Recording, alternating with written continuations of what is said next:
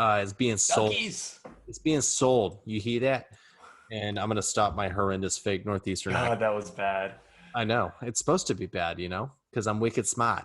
But Wicked smart. yeah, we had to throw that in. So yeah, Dunkin' Donuts is currently been reported that it's in talks to sell itself to a PE private equity backed company called Inspire Brands.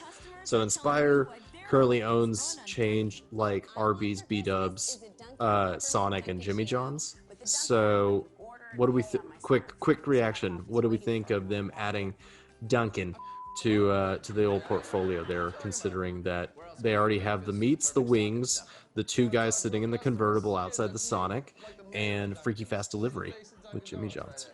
What do we always say? Diversify your portfolio. Yeah, you gotta get coffee in there too, and They're just like I adding said, breakfast. They just want to be able to go. The managers at Inspire just want to be able to go and get free food at every single meal for every location that they have. I mean, it's Business wise. genius. It's passive income there, right? Does that mean? Yeah, I don't know. Indirectly. No, I mean it's interesting. I mean they're just trying to take hold of the I guess fast food business. I don't know, just have a entity in each. I think they just probably fit the profile of what they're looking for business wise. I read too that there's really no certainty that agreements going to be made, but I mean Yeah, anything but official, right? it's just in talks. It's reports on it. What I thought was interesting was that this would be the restaurant industry's biggest sale since the 2014 sale of Tim Hortons to Burger King, which I even forgot that Tim Hortons was even owned by Burger King, mainly because none of it were as far from Canada as you can almost possibly get and still be in the U.S. Um, but I also thought it was interesting that Inspire Brands is paying about a 20% premium over Dunkin's current stock price. In their stock price Yeah. is at all-time highs at the moment. Um, so, that deal would value Dunkin at nearly $9 billion, like we said. So that What were they before? Do you know? I don't know what they were before, but I know that it's roughly about 26 times earnings before interest, taxes, depreciation, everything.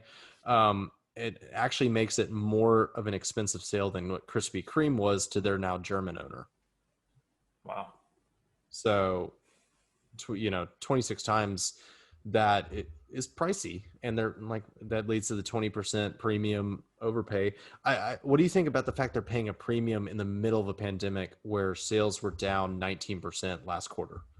you know It doesn't make much sense to me, but they must know something that the public doesn't, or at least people like us don't. do we That think they maybe see. they're paying a premium to make sure that they're acquiring the brand, because like Dunkin's run on a franchise model, just like the rest of their portfolio of restaurants is. So my For guess is sure, that they want the brand, if anything, and they want all the current locations, and that's where they can go and start branching out, because Dunkin's relatively just in the Northeast, right? it is. We don't have many here. I think there's one in the entire Austin area That that I know of, at least that I've looked up. But yeah, they really dominate the whole Northeast, New England area. That's why you started with the Boston accent. I mean, they love their donkeys. down by the They harbor. even yeah, it dominates over Starbucks and stuff like that there. So they probably have a long term plan for this on what they're going to do with those storefronts, or maybe change the brand. I don't know, or just expand on whatever it is that they're doing right. That I think people in Texas maybe not super aware of.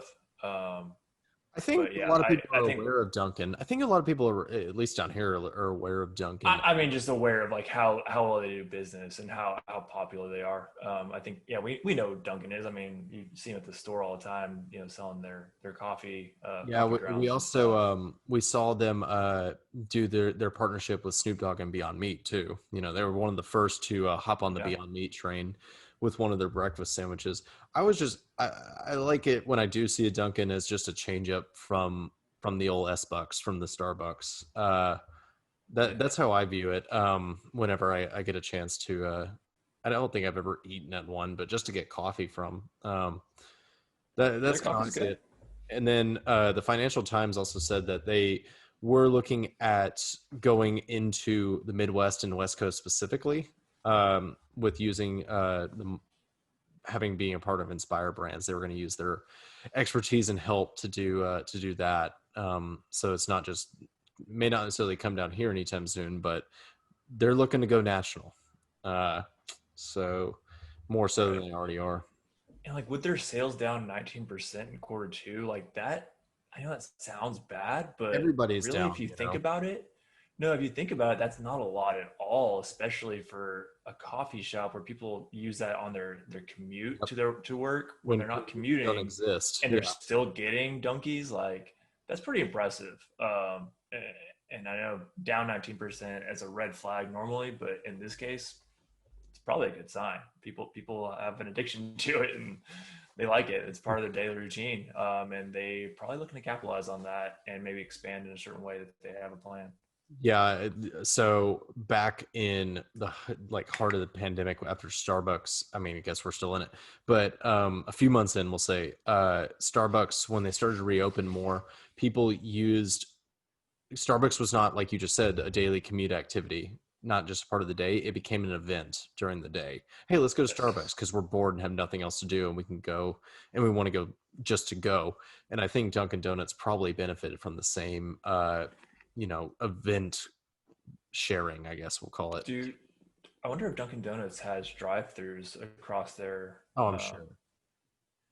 Well, they may not. Starbucks has just recently converted most, if not all, of their stuff to drive-throughs. So maybe that's the plan to convert that, and they have the capital to start that. It's a big venture to do it. I know, like one of our projects at school was to design a Starbucks that had a drive-through in College Station, which is kind of interesting. It was right when they were starting to convert a lot of them. So Yeah. They're not going to do well in the Midwest, West Coast, or here if they don't have drive-throughs. So a exactly, yeah. little different from the Northeast. We actually all have vehicles here, and I don't see that slowing down, no pun intended, with the escalating sales of automobiles, across the U.S. as we've seen Corona rage on. Right. Well, looking forward to see if they actually do make this deal. I assume they will. It seems to make sense. They really poured a lot into it. I think it's everything but official. So Yeah, we'll see what all happens with old Duncan then.